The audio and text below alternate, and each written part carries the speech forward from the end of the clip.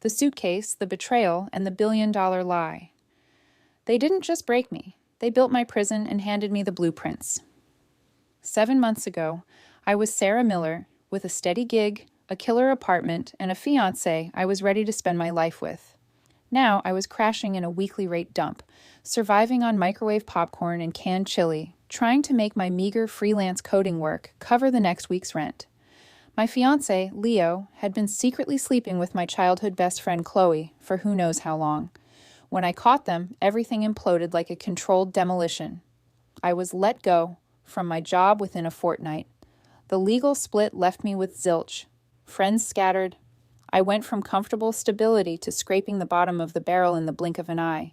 I want to pause here to thank you for letting me share this gnarly journey. If you dig stories about getting your own back and finding the grit to rebuild, please hit that subscribe button. It's free and helps this truth get out. Now, let's get into the good stuff. The moment everything flipped. I was sitting on the edge of a stained mattress that practically screamed with every shift, contemplating life over a sad bowl of instant mac and cheese, when I spotted it. A beat-up, vintage, military-style trunk shoved under the bed frame. It was olive green with heavy-duty latches and a faded stencil tag that bore my full name, and handwriting I recognized instantly. My Uncle Victor's. He was the family enigma, the guy who'd always talked about the deep state and corporate cover-ups, who'd passed away a year prior. I wrestled the trunk out, found the small padlock key taped under the handle, and opened it.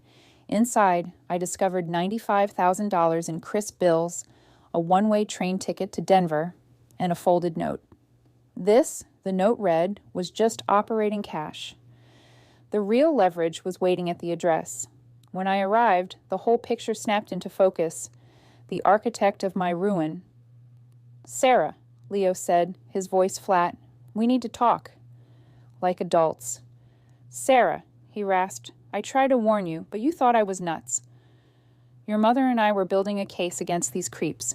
They killed her to stop it." He gestured around the cramped unit. "This is the whole enchilada. You can take the money and be gone. No one would blame you. Or you can use this and burn the whole damn syndicate down." He leaned in, his voice dropping. "There's one more thing. Summit Trust Bank. Account number 4122. The password is Eleanor's ID number. That's the real war chest. The $95,000 is just gas money. Use what's in that account to fight or use it to run, but for Pete's sake, use it." I called Summit Trust.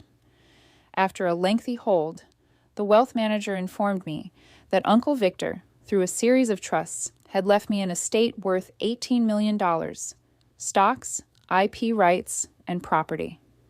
It was enough to level the playing field. I chose to fight. The long game of justice. I contacted Agent Jackson at the FBI's Denver field office using an encrypted contact Victor had left. Jackson, a no-nonsense agent, arrived within the hour. The look on his face as he surveyed the meticulously organized evidence was priceless. "Your Uncle Sarah," he muttered, "was either a brilliant conspiracy theorist or the most meticulous investigator I've ever seen. This is enough for a federal RICO case, maybe more." The investigation moved with the deliberate pace of a glacier, but it was relentless. Subpoenas flew. Assets were frozen. The feds were building a fortress of evidence. Then the arrests started. First, Synergy Global's pristine headquarters were raided. News footage showed employees scattering as agents carried out boxes. Next, Thomas Vance, the CEO, was arrested at his Greenwich estate. Then came Leo.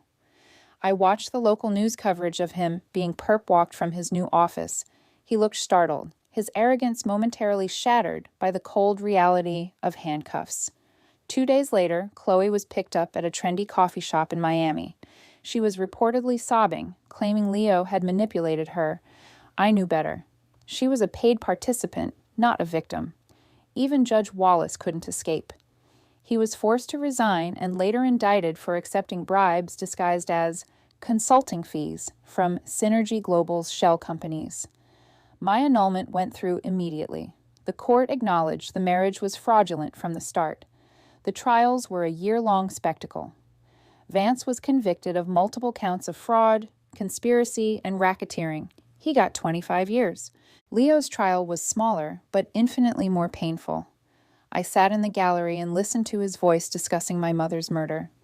He was convicted of conspiracy to commit murder and fraud, sentenced to 18 years.